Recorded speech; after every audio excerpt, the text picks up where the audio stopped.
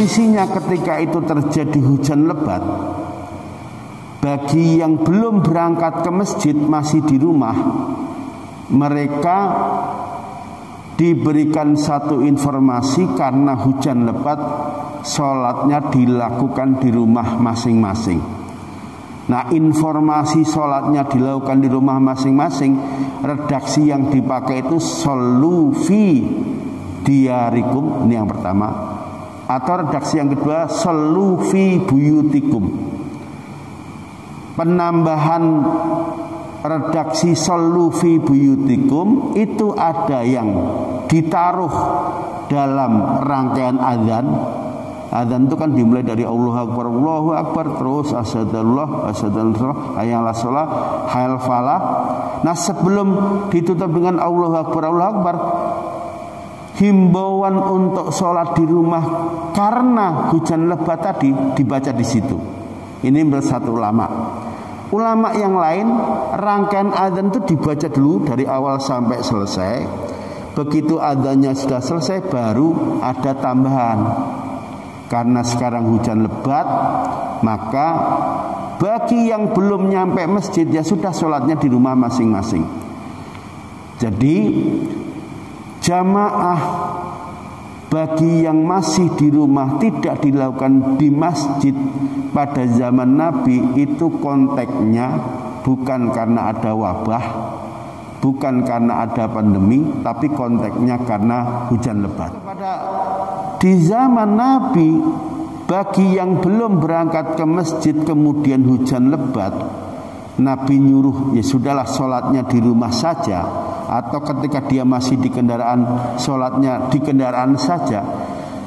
Itu pernah terjadi dan banyak dijelaskan banyak riwayat hadis.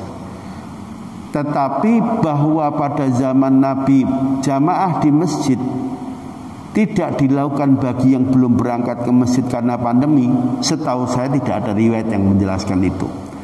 Tapi kemudian ulama usul fikih memahami begini.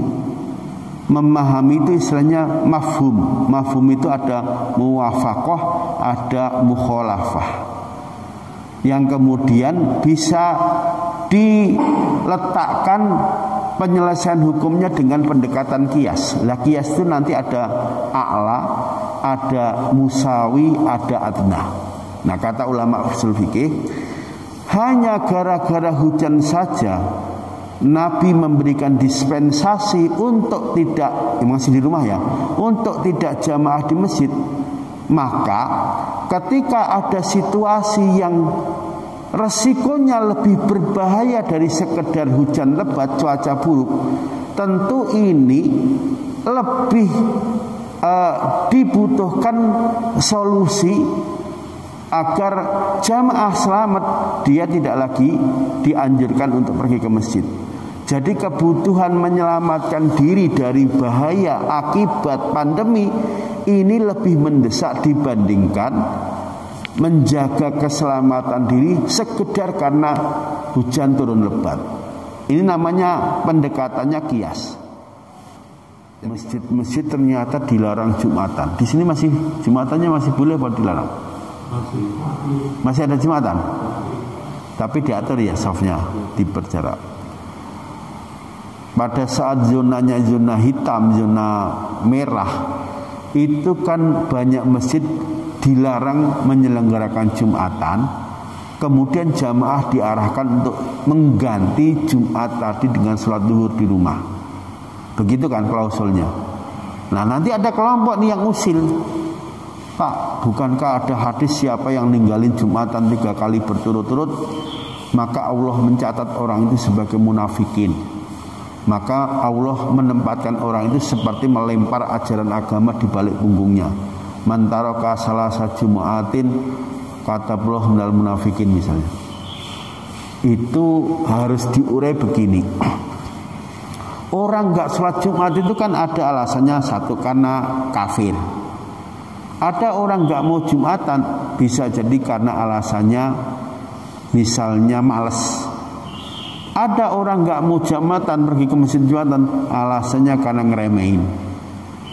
Nah, orang yang gak Jumatan karena kafir, karena ngeremehin, karena males, atau orang nggak Jumatan karena sakit atau karena musafir, ini hukumnya beda. Bagi yang nggak Jumatan karena sakit, karena musafir, memang yang sakit dan musafir dapat dispensasi khusus. Tapi bagi yang sengaja nggak Jumatan karena ngeremehin, karena kafir, karena misalnya males, ini bisa saja oleh Allah dinilai sebagai orang munafik, murtad dan sebagainya.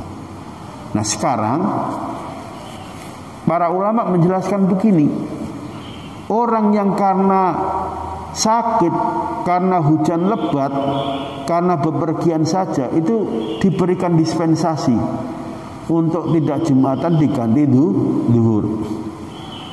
Nah sekarang ada pandemi, yang pandemi ini resikonya, bahayanya lebih berat dari sekedar misalnya hujan lebat. Wong yang alasan hujan lebat saja itu Jumatan bisa diganti sholat zuhur, apalagi kalau situasinya ada pandemi.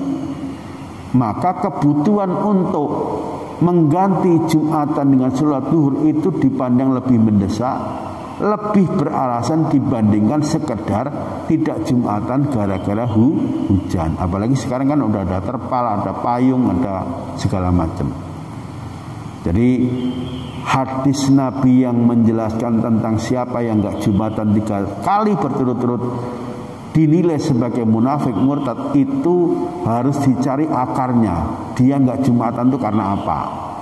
Kalau karena kafir ya jelas, karena males iya, ngeremen iya. Tapi kalau dia nggak Jumatan ganti zuhur karena sakit, Allah nggak pernah mencap dia munafik.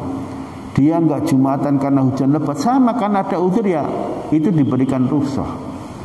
Nah rukhsah nggak Jumatan karena pandemi ini dipandang lebih kuat, lebih mendesak daripada nggak Jumatan diganti zuhur sekedar misalnya hujan lebat atau karena dia lagi musafir. Jadi inilah yang perlu dipahami para jamaah. Kita harus yakin dan paham kalau situasinya sekarang ini nggak normal. Karena situasinya nggak normal, maka pelaksanaan ibadah menyesuaikan, caranya dipahami dengan pendekatan usul fikih, apakah qiyas, apakah ilhaq, atau cara yang lain.